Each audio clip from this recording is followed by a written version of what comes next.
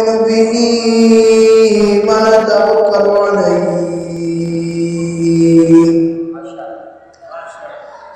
ونعوذ بالله من شرور أنفسنا ومن سيئات أعمالنا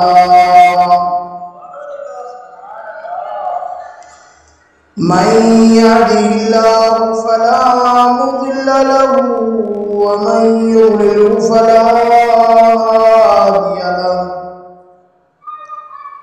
ونشهد أن لا إله إلا الله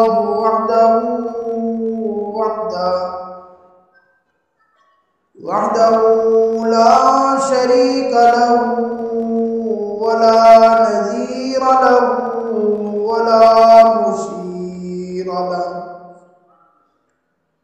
ولا مشير له ولا معين له ولا مثل له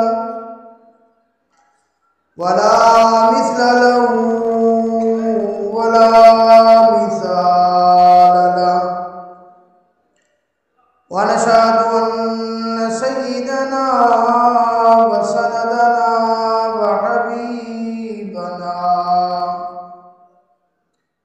وحبيبنا وشفيعنا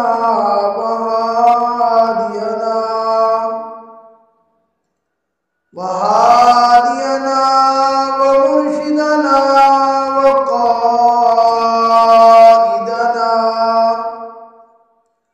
ورحيمنا وكريمنا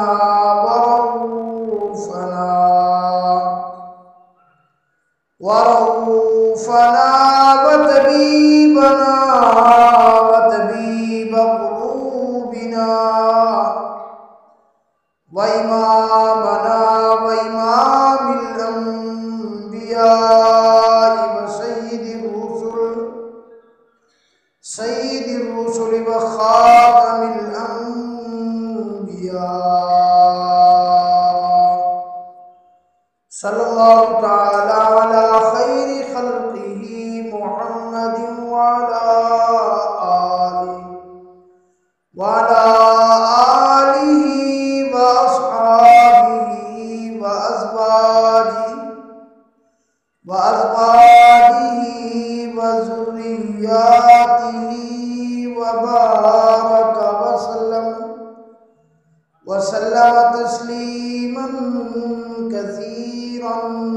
كثيرا أما بعد فأعوذ بالله من الشيطان الرجيم بسم الله الرحمن الرحيم وما رسلنا اندھیروں سے نکل کر روشنی میں آ گئی دنیا ستے چہروں کا زنگ اترا بجھے چہروں پہ نور آیا حضور آئے تو انسان کو جینے کا شعور آیا ہزاروں سال تجھ پر اے مدینہ میں فدا ہوتا جو بس چلتا تو مر کر بھی نہ تجھ سے میں جدا ہوتا. سارے حضرات محبت کے ساتھ بآواز بلند عبادت کی نیت کے ساتھ نماز والا درود شریف پڑھ لیں. اللہم صلی علی محمد وعلی آل محمد کما صلیت علی ابراہیم وعلی آل ابراہیم انکا حمید مجید. اللہم بارک علی محمد وعلی آل محمد كما باركت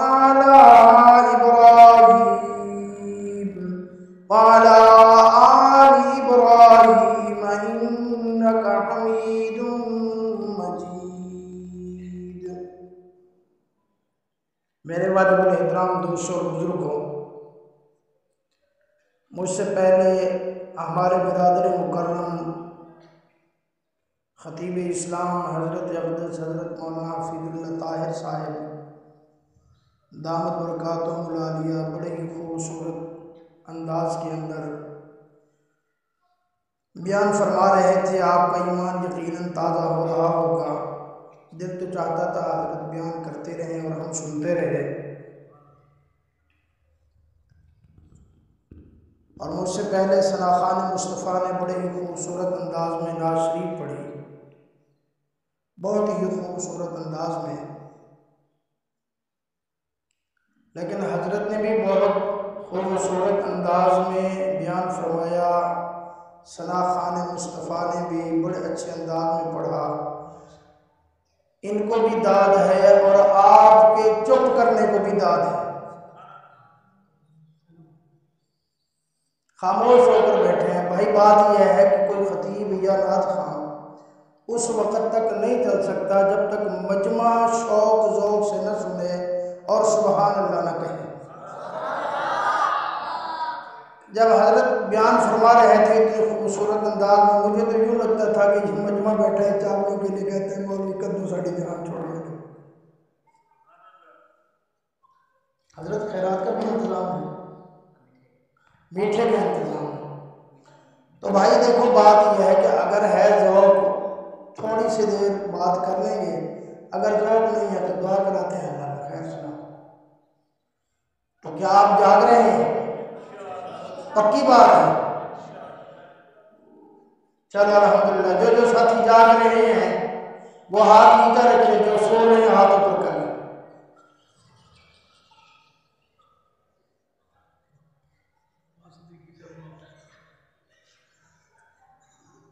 دیکھ لو اکثر ساتھی خود ہی کہہ رہے ہیں کہ ہم بھی سو رہے ہیں۔ بات یہ ہے کہ تھوڑا سا جاگ کر ایک دو باتیں سمجھنے کی ہیں، وہ میں عرض کر دیتا ہوں، آپ تھوڑی سی توجہ فرمائیں گے۔ حضرت اقدس حضرت مولانا قاری ساجد لطیف صاحب دامت برکاتہم العالیہ اور حضرت مولانا عابد لطیف صاحب نے اتنی محنت فرمائی۔ ایک دن تھا کہ ہم حضرت مولانا اللہ مسایہ صاحب دامت برکاتہم العالیہ کے ساتھ یہاں حضرت اقدس حضرت مولانا حفیظ اللہ طاہر صاحب بھی تھے۔ ہم یہاں آئے دعا کرنے کے لیے کہ یہ ہم ابھی افتتاح کر رہے ہیں۔ الحمدللہ آج یہاں عمارت بھی تعمیر ہو چکی ہے اور اس میں اللہ کا نام بھی لیا جا رہا ہے۔ سارے کہو سبحان اللہ۔ بچوں کو اجازت نہیں ہے، بچے خاموش نہیں ہیں، بڑے کہیں گے سبحان اللہ۔ اور یہ حضرات کی محنت ہے۔ ابھی بچے پڑھ رہے تھے ماشاءاللہ، کوئی عربی میں بیان کر رہا تھا، کوئی انگلش میں بیان کر رہا تھا۔ یقیناً یہ آپ حضرات کے اس علاقے کے لیے یہ حضرات اللہ کی بہت بڑی نعمت ہے۔ یقین کرو کہ آج کے زمانے میں نا بچوں کی تربیت کا بہت بڑا مسئلہ ہے۔ میں اندر بیٹھ کے بچوں کا بیان سن رہا تھا، کوئی عربی میں کوئی انگلش میں، بڑا دل خوش ہو رہا تھا۔ دعا کرو اللہ پاک ان حضرات کی محنتوں کو اپنی بارگاہ میں قبول فرمائے، اور اللہ پاک اس جگہ کو، اس مسجد کو بھی قیامت تک آباد اور شاد فرمائے۔ اللہ اس کے آباد کرنے والوں کے گھروں کو بھی آباد فرمائے، اور اللہ رب العالمین اس مسجد کو پورے عالم کے لیے ہدایت کا ذریعہ بنائے۔ نام بھی بڑا خوبصورت ہے، مسجد خاتم النبیین، جس کا عقیدہ نہیں ہے ختم نبوت کا وہ مسلمان ہی نہیں ہے۔ تو یہ ہم اپنے عنوان کی طرف آتے ہیں۔ ربیع الاول کا مہینہ ہے، اس مہینے میں امام الانبیاء رحمت دو عالم صلی اللہ علیہ وسلم کی ولادت و سعادت ہوئی ہے۔ میں انشاءاللہ حضور صلی اللہ علیہ وسلم کی ولادت کے متعلق چند باتیں عرض کرتا ہوں، لیکن اس سے پہلے آپ ایک بات سے میری سمجھ لیں پوری توجہ سے، میری بات پوری توجہ رکھنا، بعد میں یہ نہ جا کے کہتے ہیں جی مولوی صاحب نے تو اس طرح کہہ دیا۔ ایک ہوتا ہے عقیدہ اور ایک ہوتی ہے عقیدت۔ ایک کیا ہوتا ہے؟ عقیدہ، اور ایک ہوتی ہے عقیدت۔ اگر عقیدہ ٹھیک نہیں ہے، عقیدت آپ کو جنت میں نہیں لے جا سکتی۔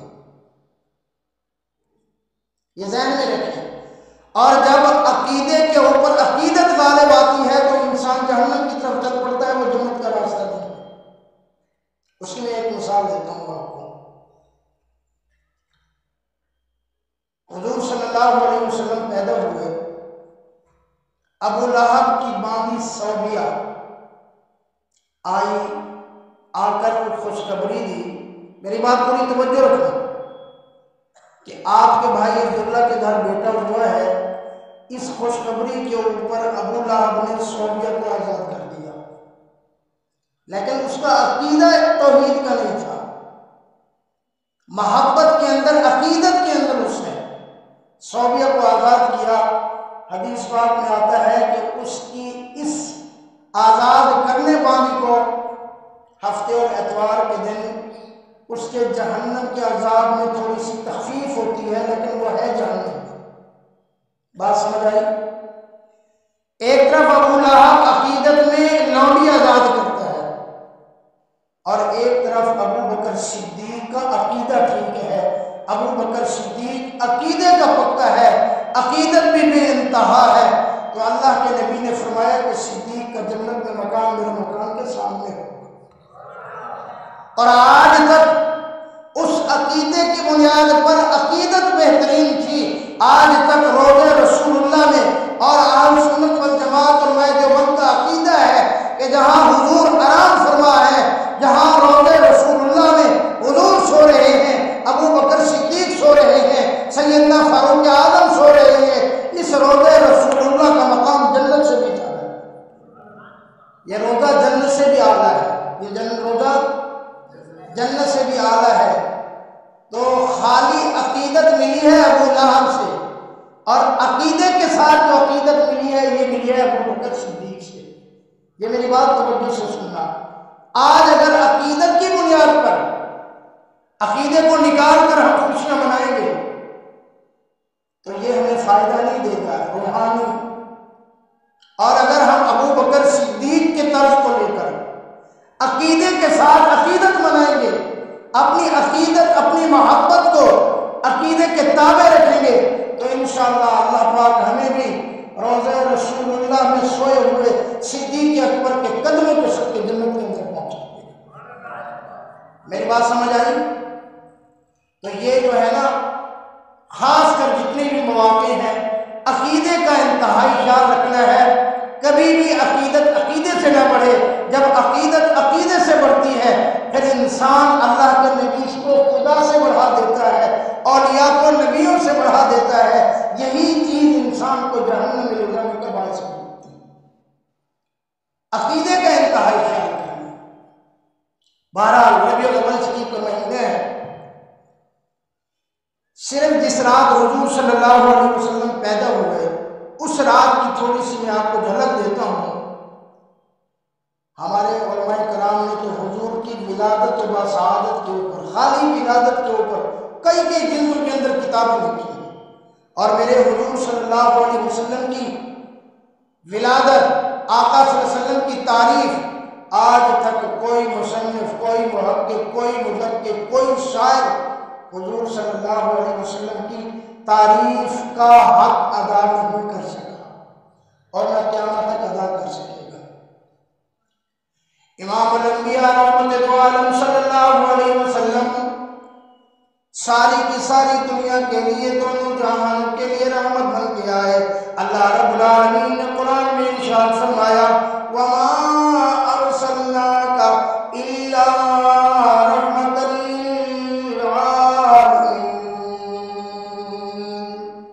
فرمایا ہم نے رب العالمین نے امام الانبیاء صلی اللہ علیہ وسلم کو دونوں جہانوں کے لیے رحمت بنا کے بھیجا.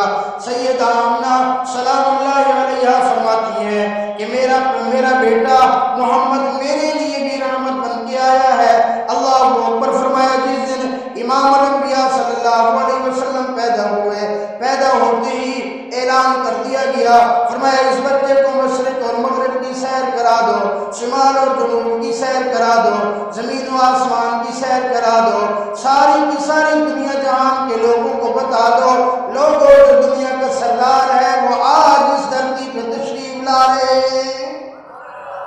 پیدا ہوتے ہی اعلان کر دیا گیا، فرمایا اس کے اندر سیدنا آدم علیہ السلام کی صفات کو بھی رکھ دو، اس کے اندر حضرت نوح علیہ السلام کی صفات کو بھی رکھ دو، اس کے اندر حضرت ابراہیم علیہ السلام کی صفات کو بھی رکھ دو، اس کے اندر حضرت یوسف علیہ السلام کا حسن و جمال بھی رکھ دو، اس کے اندر حضرت موسیٰ علیہ السلام کی صفات کو بھی رکھ دو، اس کے اندر حضرت یحییٰ علیہ السلام کی صفات کو بھی رکھ دو، اس کے اندر حضرت عیسیٰ علیہ السلام کی صفات کو بھی رکھ دو۔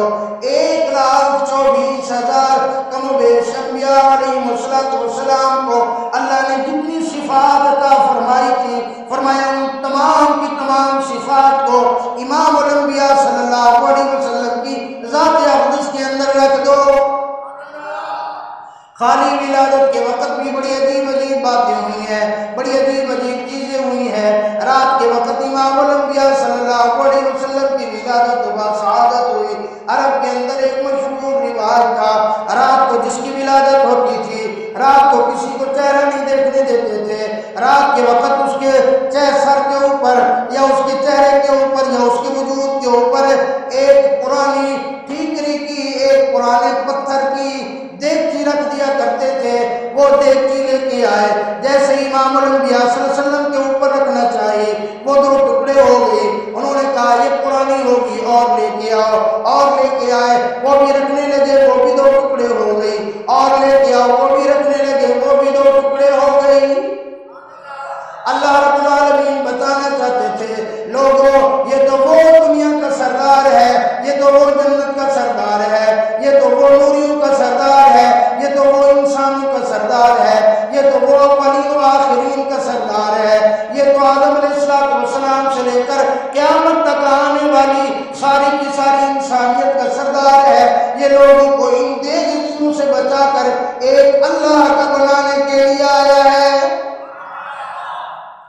آج آپ اور میں بھی مکان بناتے ہیں نا نیا، اس کے اوپر کالے رنگ کی دیگچی رکھ دیتے ہیں، کیا ہوا جی؟ نظر سے بچاؤ۔ نئی گاڑی لے کے آیا، 40-50 لاکھ کی گاڑی ہے، اس کے آگے پرانا سا جوتا لٹکا دیا، کیوں دوں؟ نظر سے بچا دیا۔ یہ سارے حضور کے آنے سے پہلے کے رواج ہیں، اسلام کو ان کے ساتھ کوئی تعلق نہیں، کیونکہ اگر جوتے نے ہی بچانا ہے نا گاڑی کو یا مکان کو، تو پھر جوتے انسان کے گلے میں بھی ہونا چاہیے نا، سب سے قیمتی تو انسان ہے۔ بہرحال میں عرض کر رہا تھا امام الانبیاء صلی اللہ علیہ وسلم کے اوپر وہ دیگچی لائے گئے تو وہ 2 ٹکڑے ہو گئی۔ اماں فرماتی ہیں میں نے دیکھا امام الانبیاء صلی اللہ علیہ وسلم کی نگاہ مبارک آسمان کی طرف ہے اور شہادت کی انگلی اٹھی ہوئی ہے، زبان سے جملے نکل رہے ہیں، اللہ اکبر کبیرا والحمد للہ کثیرا وسبحان اللہ بکرۃ واصیلا۔ دیکھو میں نے پہلے بھی آپ کو کہا بھی اگر آپ کا ہے سونے کی ارادہ تو دعا کراتے ہیں اور اگر سو نہیں رہے ہیں جاگ رہے ہیں تو کم سے کم سبحان اللہ الحمدللہ کہیں گے تو پھر خطیب کو چل سکتا ہے۔ بلند آواز سے کہیں سبحان اللہ۔ بچوں پہ پابندی ہے، بچوں نے نہیں کہنا، سمجھ آ گئی نا بات؟ تو میں عرض کر رہا تھا امام الانبیاء صلی اللہ علیہ وسلم جس رات پیدا ہوئے حضرت حسان بن ثابت رضی اللہ تعالیٰ عنہ فرماتی ہے میں 8 سال کا بچہ تھا، مدینہ منورہ کے اندر موجود تھے، حضور صلی اللہ علیہ وسلم کے بہت بڑے شاعر ہیں، فرمایا مجھے اچھی طرح یہ باتیں یاد ہو جاتی تھی، فرمایا میں نے دیکھا مدینہ منورہ کے اندر یہودیوں کا ایک بہت بڑا عالم ایک ٹیلے کے اوپر کھڑے ہو کر زور زور سے یہودیوں کو بلا رہا تھا، زور زور سے یہودیوں کو آواز دے رہا تھا، یہودیوں کو اکٹھا کر رہا تھا، سارے کے سارے یہودی اکٹھے ہو گئے۔ اس نے کہا دیکھو آج کی رات یہ جو ستارہ ہے یہ ستارہ ویسے نہیں طلوع ہوتا، یہ ستارہ اس دن طلوع ہوتا ہے جس دن دنیا کے اوپر کسی اللہ کے نبی کا ظہور ہونا ہوتا ہے۔ اور اس نے کہا یہ ستارہ کہتا ہے اور میرا علم کہتا ہے کہ جو آخری نبی صلی اللہ علیہ وسلم نے آنا ہے، جس کی ہمیں بشارتیں دی گئی ہیں کتابوں کے اندر ہماری بتایا گیا ہے، آج کی رات کو اللہ کے نبی اس دنیا کے اوپر آنے والے ہیں۔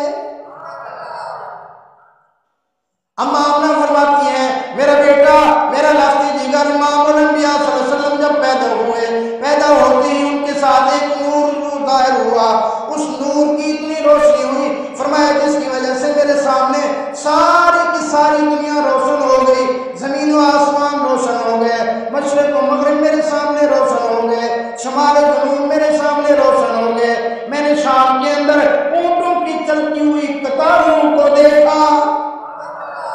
ادھر کیسر و کسرا کی یہ صورتحال تھی. کسرا کے اندر فرمایا ایک بہت بڑا ایران کے اندر آگ جلتی تھی.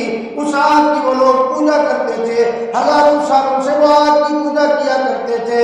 اور کسرا کے ہاں 14 کنگرے تھے. کنگرے کا مطلب ان کی بادشاہ کی بڑی علامت تھی. اس رات کو 14 کنگرے اس کے گر گئے. اس کے بعد کے اندر یوں زلزلہ آیا. وہ بڑا پریشان تھا کہ کیا ہو گیا, کیا وجہ ہو گئی, کیا بات بنی. صبح ہوئی تو اس کو اطلاع دی گئی کہ یہ جو آگ جل رہی تھی ہزاروں سال سے, جس کی مجوسی عبادت کرتے تھے, آج کی رات وہ آگ بھی بجھ گئی ہے. ان کے ہاں ایک جاننے والا, کتابوں کا جاننے والا معبدان اس کا نام تھا, اس کو بلایا. معبدان کیا بات ہے؟ اس نے کہا کہ رات میں نے بھی بڑا عجیب خواب دیکھا ہے. اس نے کہا تو نے کیا خواب دیکھا ہے؟ اس نے کہا میں نے دیکھا کہ عربی نسل کے گھوڑے سخت اونٹوں کو کھینچ کے لے جا رہے ہیں. دجلہ دریا ٹوٹ گیا ہے, اس کا پانی ہمارے شہروں تک پھیل گیا ہے. اس نے کہا اس کی تعبیر کیا ہو سکتی ہے؟ اس نے کہا میرے علم میں تو نہیں ہے. اس نے نعمان ابن منذر کو لکھا, کہنے لگا کہ جاؤ کوئی ایسا آدمی میرے پاس بھیجو جو جس سے میں جو پوچھوں وہ مجھے بتا سکے. تو نعمان ابن منذر نے عبد المسیح نامی ایک بہت بڑے راہب کو بھیجا, کیونکہ ان کے مجوسی عالم نے کہہ دیا تھا کہ اب مجوس کو اللہ ہی میں جز ان کا جو یعنی خدا تھا وہ بچا سکتا ہے, اب ان کا بچنا مشکل ہے. عبد المسیح آیا, وقت نہیں ہے میں شارٹ کر رہا ہوں. اس نے پوچھا, خواب بتایا, یہ صورتحال بتائی.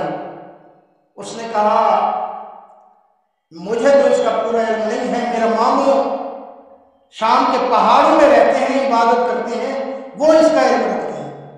اس نے کہا فوراً تیز تیز جا اس سے اس کا حال احوال پوچھ. اب وہ عبد المسیح پہنچا, سکیم اس کا نام تھا, اپنے ماموں کے پاس.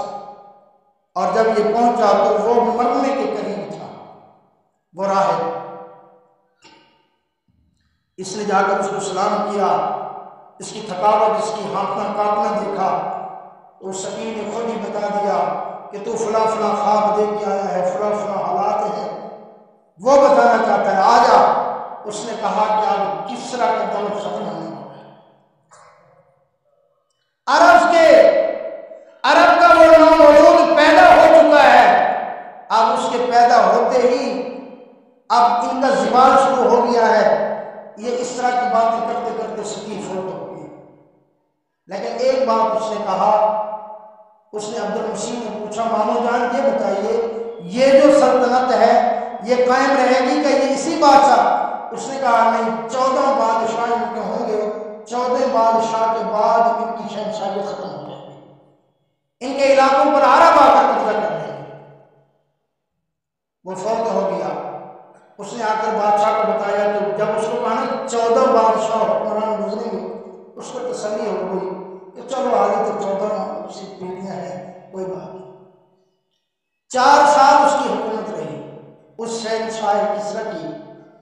اس کے بعد 13 سیدنا فاروق اعظم رضی اللہ تعالیٰ عنہ کے زمانہ تک اور بادشاہ گزرے اور کسرا کی شہنشاہیت ختم ہو گئی اور اسلام کی شہنشاہیت شروع ہو گئی. آج تک وہاں اسلام کی حکومت مسلمانوں کی حکومت. اور اس نے راہب نے بتا دیا تھا اس کو کہ کسرا کی حکومت ختم ہو جائے گی, اس کے بعد جو عرب اس کے اوپر حکومت کریں گے وہ قیامت تک, کیونکہ آخر زمانہ ہے. اس نے کہا زمانے کا آخر بھی ہوتا ہے. اس نے کہا ہاں اب آخر زمانے تک کوئی ان کے اوپر حکومت کرے گی. یہ اس رات کے حالات ہیں جس رات حضور صلی اللہ علیہ وسلم پیدا ہوئے, جس رات امام الانبیاء صلی اللہ علیہ وسلم پیدا ہوئے.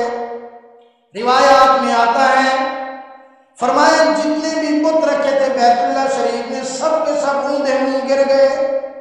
اور ایک روایت میں آتا ہے علامہ جلال الدین سیوطی رحمۃ اللہ علیہ نے لکھا, فرمایا پوری دنیا کے اندر جتنے بھی بت تھے جس رات امام الانبیاء صلی اللہ علیہ وسلم پیدا ہوئے سارے کے سارے بت اپنے منہ کے بل نیچے آ کر گرے. عمیر بن نفول، عثمان بن حویرث اور بھی اس طرح کے قریش کے سردار جو ایک بت کی عبادت کیا کرتے تھے. عمیر بن نفیل خود کہتا ہے میں اس رات میں وہاں بیت اللہ شریف کے اندر موجود تھا. بیت اللہ شریف کے اندر جو ہمارا بت تھا حبل نام کا بت تھا، اس بت کو میں نے دیکھا وہ گر گیا، منہ کے بل گرا. پھر میں نے اس کو اٹھا کر سیدھا کیا، تھوڑی دیر بعد وہ دوبارہ گر گیا، پھر میں نے سیدھا کیا، وہ پھر گر گیا، پھر میں نے سیدھا کر کے اس کو کہا او میں ہمارے خدا یہ کیا بات ہے، تو خداؤں کا سب کا سردار ہے، تو سردار ہو کر کیوں اونڈے منہ گر جاتا ہے؟ ہماری اگر گناہوں کی وجہ سے، ہماری گمراہی کی وجہ سے تو گرتا ہے تو ہم توبہ کرتے ہیں، اور اگر تو اور کسی وجہ سے گرتا ہے تو ہمیں بتا، اور اگر تو کسی کے خوف کی وجہ سے گرا ہے تو پھر تم بتوں کی سرداری کے، ان خداؤں کی سرداری کے لائق ہی نہیں ہے.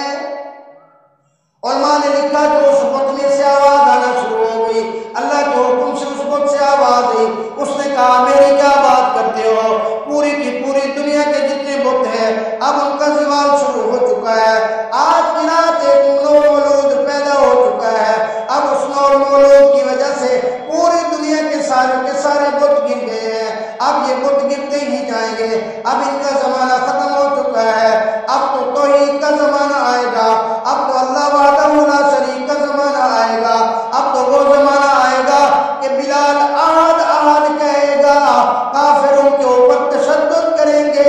حضرت بلال حبشی رضی اللہ تعالیٰ عنہ تشدد کی پرواہ نہیں کریں گے، احد کی آواز لگائیں گے، وہ ان کو آگ کے انگاروں کے اوپر لٹا دیں گے، لیکن حضرت بلال احد کی آواز لگائیں گے، وہ ان کو گرم ریت کے اوپر لٹائیں گے، وہ احد کی آواز لگائیں گے. مکہ کے عباس لڑکے رسیوں سے باندھ کر ان کو کھینچیں گے، وہ احد کی آواز لگائیں گے. اب تو احد کی آواز کا دور آنے والا ہے، اب تو توحید کا دور آنے والا ہے، اب تو ظلمت کا دور ختم ہونے والا ہے، اب تو کفر کا دور ختم ہونے والا ہے، اب تو انسانیت کا دور چلنے والا ہے، اب یہ حیوانیت کا زمانہ ختم ہونے والا ہے.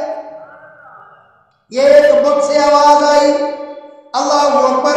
اسی طریقے سے فرمایا اس رات جس رات امام الانبیاء صلی اللہ علیہ وسلم پیدا ہوئے، علماء نے لکھا ہے کہ سارے کے سارے بت تو گر گئے، دو ایسے بت لات اور عزا، یہ دو بڑے بت رکھے ہوئے تھے بیت اللہ شریف کے اندر. ایک روایت کے اندر میں نے پڑھا اللہ نے ان کو وجود بخشا، یہ چل کے آئے آ کر امام الانبیاء صلی اللہ علیہ وسلم کے سامنے سجدہ ریز ہو گئے. اللہ اکبر. اور انہوں نے آ کر کہا کہ اب بتوں کا زمانہ ختم ہونے والا ہے، اب اللہ کی وحدانیت کا دور شروع ہونے والا ہے. اور فرمایا جس وقت امام الانبیاء صلی اللہ علیہ وسلم پیدا ہوئے اس وقت حضرت جبریل نے آ کر بھی مبارکباد دی. فرمایا بہت سارے اللہ کے نبیوں نے حضرت آمنہ کو آ کر مبارکباد دی. اللہ اکبر. فرمایا اس رات حضور صلی اللہ علیہ وسلم کی دایا ہے حضرت شفا بنت اسود، بعد کے اندر یہ مسلمان ہو گئی تھی. حضرت عبد الرحمن بن عوف رضی اللہ تعالیٰ عنہ جو اشرف بشرا صحابہ میں سے ان کی یہ بات ہے، وہ کہتی ہیں کہ جب امام الانبیاء صلی اللہ علیہ وسلم پیدا ہوئے، اللہ اکبر. فرمایا جب پیدا ہوئے ان کے وجود پر کسی قسم کی علائش کے نشانات علامتیں نہیں تھی، ان کا ختنہ مبارک کیا ہوا تھا، ان کی ناک مبارک کٹی ہوئی تھی. حضور صلی اللہ علیہ وسلم فرماتے ہیں، فرمایا میرا ختنہ حضرت جبریل امین نے کر دیا تھا تاکہ میرا سطر کسی انسان کے سامنے ظاہر نہ ہو سکے. فرمایا میں محمد رسول اللہ کا بچپن سے لے کر آج تک کسی انسان نے میرا سطر نہیں دیکھا. اللہ نے ایسی حفاظت کی.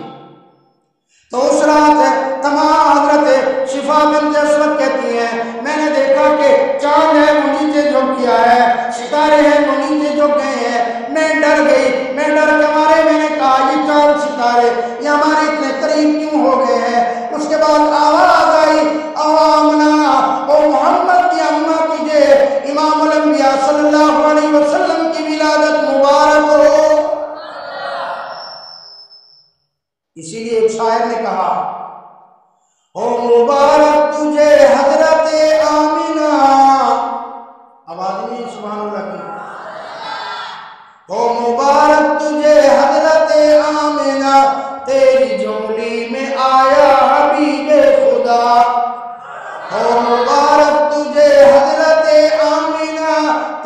جھولی میں آیا حبیب خدا، ہر طرف سے ہے یہ صدا، صلی علی کی صدا، تیری جھولی میں آیا حبیب خدا، ہو مبارک تجھے حضرت آمینہ، تیری جھولی میں آیا حبیب خدا۔ بتدوں میں صنم سر جھکانے لگے، بلند آواز سے کہو نا، بتدوں میں صنم سر جھکانے لگے، بتدوں میں صنم سر جھکانے لگے، یہ آج توحید کے گیت گانے لگے، یہ آج توحید کے گیت گانے لگے، جھوم کر کہہ رہے تھے یہ ارض و سما، تیری جھولی میں آیا حبیب خدا، او مبارک تجھے حضرت آمینہ، تیری جھولی میں آیا حبیب خدا، ہر طرف سے ہے صلی علی کی صدا، تیری جھولی میں آیا حبیب خدا۔ تاج ختم نبوت کا یہ پہن کر، تاج ختم نبوت کا یہ پہن کر، آئے سارے رسولوں کے نور نظر، آئے سارے رسولوں کے نور نظر، محبوب دو جہاں خاتم الانبیاء، تیری جھولی میں آیا حبیب خدا، ہو مبارک تجھے حضرت آمینہ، تیری جھولی میں آیا حبیب خدا، ہر طرف سے صلی علی کی صدا، تیری جھولی میں آیا حبیب خدا۔ جن کو مزہ آیا وہ کہو سبحان اللہ۔ 8 بجے کا ٹائم تھا، ٹائم پورا ہوا، زندگی باقی تو ملاقات باقی۔ حضور صلی اللہ علیہ وسلم کی رات، جس رات ولادت ہوئی، اللہ کے حکم سے صرف ولادت والی رات کے جو واقعات ہیں اس کے اوپر کم سے کم مجھ جیسا بے علم آدمی بھی 3 گھنٹے بیان کر سکتا ہے۔ اتنے واقعات ہوئے ہیں اس رات، جو واقعات ہوئے ہیں بڑے عجیب واقعات لکھے ہیں علماء کرام نے۔ فرمایا اس رات جانوروں تک نے آوازیں لگا کر حضور صلی اللہ علیہ وسلم کی آمد کی مبارک بنائی۔ تو میرے بھائی، یہ ربیع الاول کا مہینہ ہمیں ایک پیغام دے کے جاتا ہے کہ دیکھو یہ جو آج ہمارے معاشرے میں جو کچھ ہو رہا ہے نا، ظلم عام ہے، زنا عام ہے، شراب عام ہے جی، ایک دوسرے کا حق کھانا عام ہے۔ بہت سارے لوگ ہیں جو اپنی بہن کا حق کھا کر ربیع الاول کے اندر چراغاں کر کے کہتے ہیں کہ میں جنت کا وارث ہو گیا، یہ آنکھوں کی جنت ہے، یہ وہ مسلمانوں والی جنت نہیں ہے۔ سود کھا کر کہتے ہیں کہ میں نے ربیع الاول میں جھنڈیاں لگا دی ہیں لہذا میری بخشش ہو جائے گی۔ ظلم کر کے یہ ربیع الاول میں چراغاں کر دیتے ہیں کہ جی میری قبولیت ہو گئی۔ نہیں بھائی، اسلام میں ایک نقطہ آپ یاد رکھ کے جاؤ، کسی کا دل نہیں دکھانا، کسی وجہ سے ظلم نہیں کرنا، کسی کا حق نہیں کھانا، کسی کا حق نہیں مارنا۔ جو کچھ امام الانبیاء صلی اللہ علیہ وسلم لے کے آئے ہیں ان کے اوپر عمل کرنا ہے، یہ اصل ہے راستہ۔ اور جو راستہ امام الانبیاء صلی اللہ علیہ وسلم سے پہلے کا تھا وہ حیوانیت والا راستہ تھا۔ حضور صلی اللہ علیہ وسلم انسانیت والا راستہ لے کے آئے، انسانیت کے راستے پہ چلیں گے تو یہ جنت کا راستہ ہے، اس راستے سے ہٹیں گے تو گمراہ ہو جائیں گے۔ دعا فرماؤ اللہ پاک ہمیں عمل کرنے کی توفیق عطا فرمائے۔ وآخر دعوانا